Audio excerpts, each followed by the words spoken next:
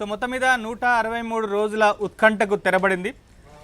BRS పార్టీకి సంబంధించినటువంటి కీలక నేత మాజీ ఎంపీ ఎమ్మెల్సీ కవితకు ఎట్టకేలకు సుప్రీంకోర్టు ధర్మాసనం బెయిల్ మంజూరు చేసింది. అంటే ఈడీ కేసులో, సిబిఐ కేసులో, ఈ రెండు కేసుల్లో కూడా ప్రధానంగా షరతులతో కూడినటువంటి బెయిల్ను దాదాపుగా గంటన్నర సేపు ఇటు ఈడీకి సంబంధించినటువంటి న్యాయవాదులు అలానే కవిత కేసును వాదిస్తున్నటువంటి సీనియర్ కాన్సిల్గా ఉన్నటువంటి ముకుల్ రోహత్గి సో ఈ వాదనలు విన్న తర్వాత సుప్రీంకోర్టు ద్విసభ్య ధర్మాసనం కవితకు ఈ రెండు కేసులకు సంబంధించి సిబిఐ ఈడీ కేసులకు సంబంధించినటువంటి బెయిల్ను షరతులతో కూడినటువంటి బెయిల్ని కొద్దిసేపటి క్రితమే గ్రాంట్ చేసింది. అయితే ఇంకా ఏం షరతులను విధించారు అనేటువంటి అన్ని అంశాలకు సంబంధించి మనకు క్లారిటీ రావాల్సి ఉంది. సో మొత్తం మీద 163 రోజులు అంటే మార్చి 15వ తారీఖున కవితను ఈడీ అధికారులు తన నివాసంలో విచారణ జరిపి అక్కడే అరెస్ట్ చేశారు. సో ఆ తర్వాత 14 రోజుల పాటు కవితను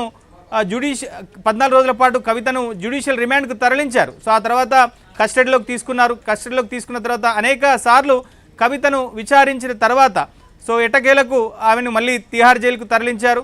సో ఇటీవల మనం చూసాం ఆమెకు తీవ్రమైనటువంటి అనారోగ్య కారణాల నేపథ్యంలో 2 సార్లు ఆమెను తిహార్ జైలు నుంచి హాస్పిటల్కి షిఫ్ట్ చేశారు. ఆ తర్వాత మళ్ళీ తిహార్ జైలు కూడా షిఫ్ట్ చేసేటువంటి పరిస్థితి కనిపించింది.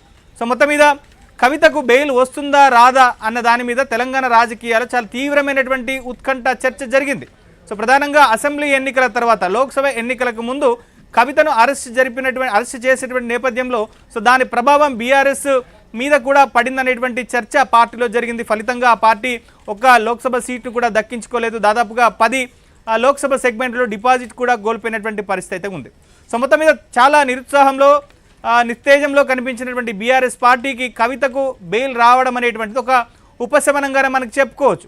163 రోజుల పాటు కవిత జైల్లో మగ్గడం, మరోవైపు బీఆర్ఎస్ పార్టీకి సంబంధించినటువంటి నేతలంతా కూడా కవిత బెయిల్ విషయంలోనే చర్చించుకోవడం, ఓవైపు పార్టీకి సంబంధించి ఇటు కాంగ్రెస్ పార్టీకి సంబంధించినటువంటి